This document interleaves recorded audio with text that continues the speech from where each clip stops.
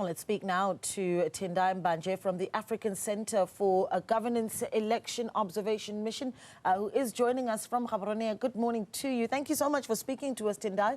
I think a lot of people are watching in awe at what's come out of this latest election in Botswana. 58 years of Botswana as a democratic party. In fact, this is what we've done, right, Tendai? We've invited our viewers also to participate in the discussion, and we ask them in our poll. And we're going to bring it up on our screen for our viewers there. We're saying Botswana's Democratic Party was voted out after 58 years in power. What can we attribute this to? Could it be the need for change? Was it governance failures?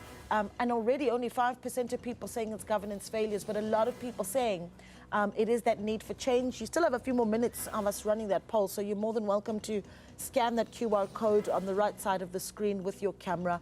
A link should pop up. It'll take you directly to that poll where you're able to vote, see other people voting live, and also send your comments at Newzroom 405. But Tendai, what do you make of it?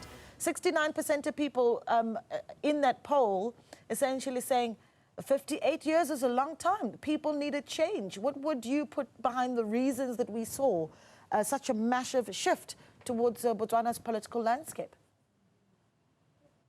Thank you, Naledi. I think from what we gathered, I think we were invited by the government of Botswana to do a pre-election assessment mission about 3 months ago, 2.5 months ago. And what we gathered is that there was dissatisfaction among the population, among civil society, among various groups and political parties.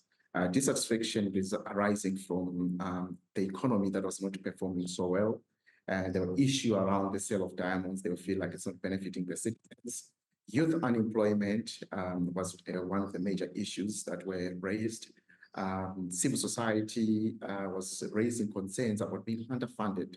Since Botswana was declared a middle-income country, civil society development partners pulled out funding. So civil society pulled up funding. They are not funding much civil society. So civil society depends on government for its funding. So they get limited funding from the government. And so there's dissatisfaction that they are not working, they're not able to do their work, they're not able to function properly and to do programs because of lack of funding. So there are issues around the economy, and also the youths failing to see that the government speaks to their vision and the life they want.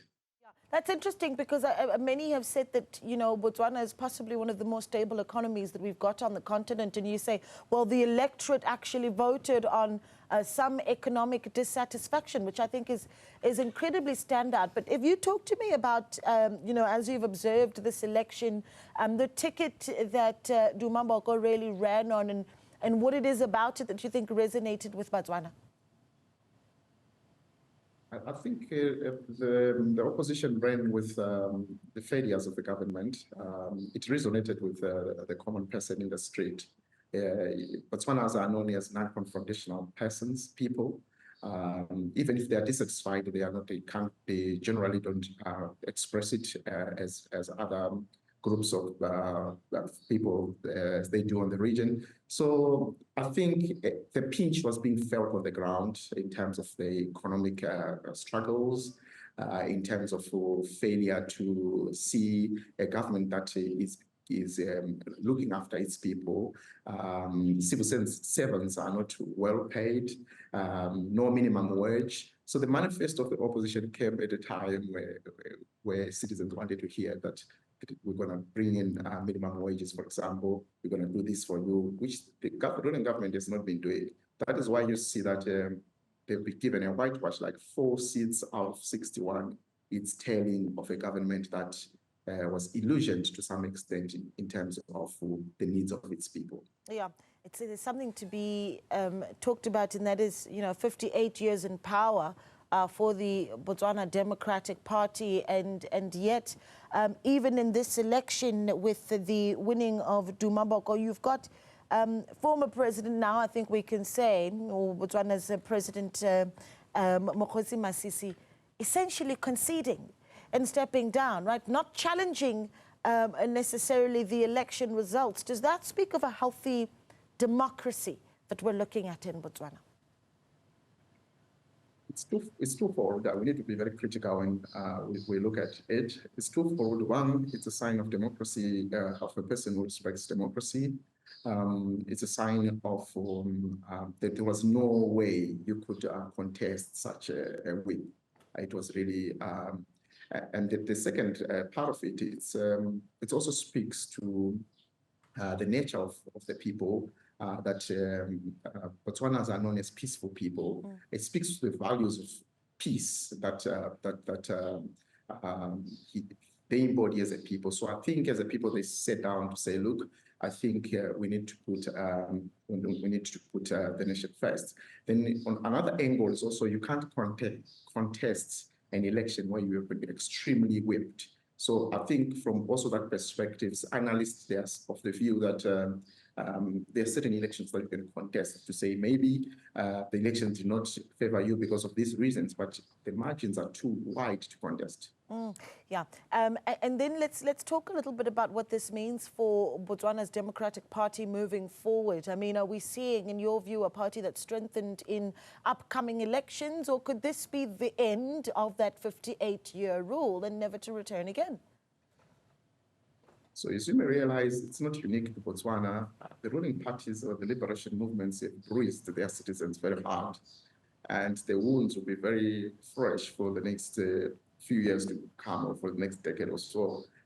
They need to work extremely hard for them to be to appeal again to the people. So for now, of course it's too early to tell, because sometimes the opposition will fail, and then people will then revert back to think that it's better if we're that party that was in power, although it was failing. It's too early to tell, but I do think a government that has bruised its citizens, that has not given its citizens what they want, if an alternative kind of speaks to that, kind of give citizens a little bit of what they want, it will be very hard for the ruling party to come back in power anytime soon.